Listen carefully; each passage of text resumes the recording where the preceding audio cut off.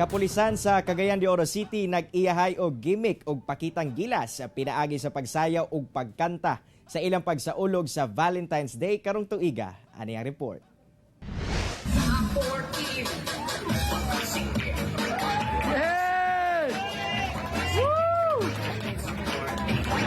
Pinasahing dance moves nga may pakiay-kiay pa kana ang gibida sa mga pulis sa Police Station 5 Puntod sa Cagayan de Oro City. Kini ang ilang paagi, agig pagsaulog sa Valentine's Day karong tuiga. Gawas niya na, nang harana sabang ubang personahe og nang hatag og face mask ingon man mga bulak ngadto sa mga tao ug motorista.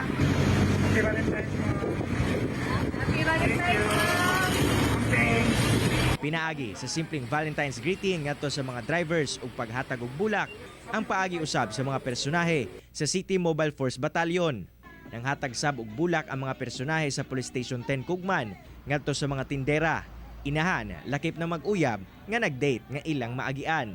Kini ang nakitang paagi sa kapulisan sa syudad aron mapaambit ang mensahe sa Valentine's Day nga mao ang pagminahalay sa atong isig katawo.